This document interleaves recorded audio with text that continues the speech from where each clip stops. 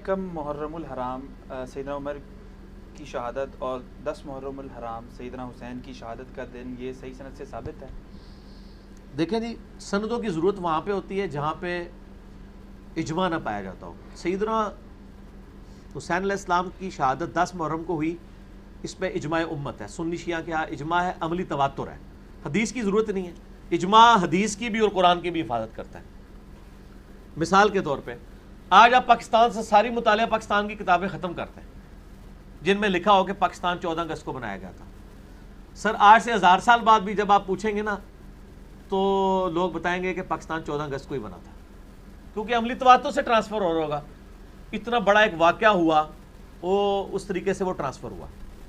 अच्छा, इसके अगेंस्ट नबी इस्लाम की वफात की कोई डेट कंफर्म नहीं है, क्योंकि उस ज़माने में डेटों का हिसाब इतना नहीं था, दिनों का था। दिन मिलता है सोमवार का। 12 रबीउल अव्वल वाली बात तो झूठी है, मैंने बुखारी मुस्लिम से साबित किया है कि 12 रबीउल अव्वल नबी अलैहिस्सलाम का यौम वफात नहीं। लाखों लोगों ने मेरा क्लिप देखा, आप लिखें 12 रबीउल अव्वल यौम वफात तो यूट्यूब पे खुल जाएगा। 10 मुहर्रमुल हराम पे तो इजमाए उम्मत है, दूसरी राय कोई नहीं है, इसलिए तो जरूरत ही कोई नहीं उसकी। यकम मुहर्रम तो मैंने आपको बताया कि इंडिया पाकिस्तान में यकम मुहर्रम है, बाकी दुनिया में कहीं नहीं है।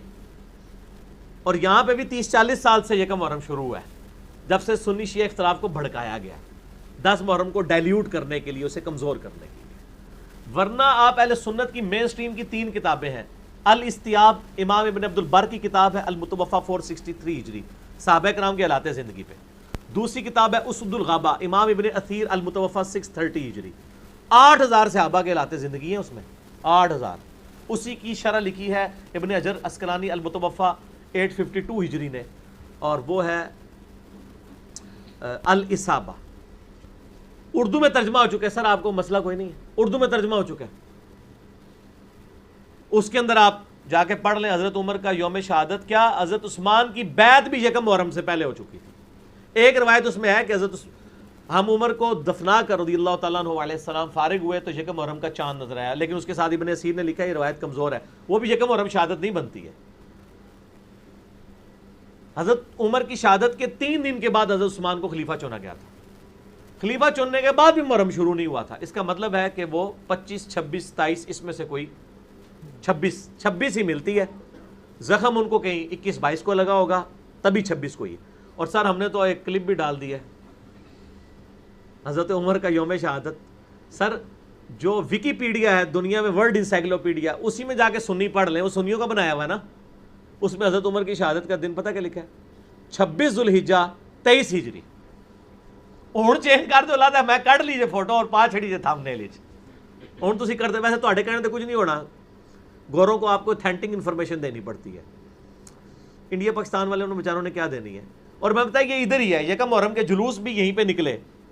मैं ये कहता हूँ यानी एक मॉडर्न खवारिज का तरीका है 10 मुहर्रम के अगेंस्ट निकालना। और ये वो लोग हैं जो 12 रबीउल अव्वल के जुलूस को बिदअत कहते हैं।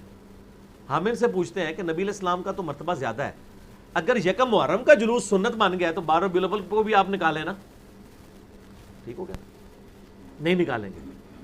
हमारे नज़दीक तो जलसे जुलूस सड़कों के ऊपर रोड्स ब्लॉक करके, लोगों को तकलीफ दे के, मरीजों को तकलीफ दे के, ये तो नबी सल्लल्लाहु अलैहि वसल्लम भी इसकी इजाज़त नहीं देंगे।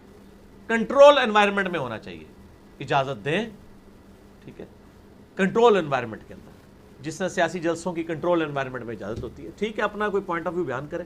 हम तो कहते हैं इल्मी इख्तिलाफ। मैं तो इस लेवल के ऊपर हूँ कि सुन्नी को शिया की मस्जिद में जुम्मा पढ़ाना चाहिए, शिया को सुन्नी की मस्जिद, बरेलवी देवबंदी, देवबंदी अहले हदीस आपस में एक जुम्मे बांट लें। आपको क्या डर है, आप अपना मौक़िफ़ बयान करें, अवाम उन्नास खुद फैसला करेगी इंशाअल्लाह ताला। तो इतना हौसला होना चाहिए।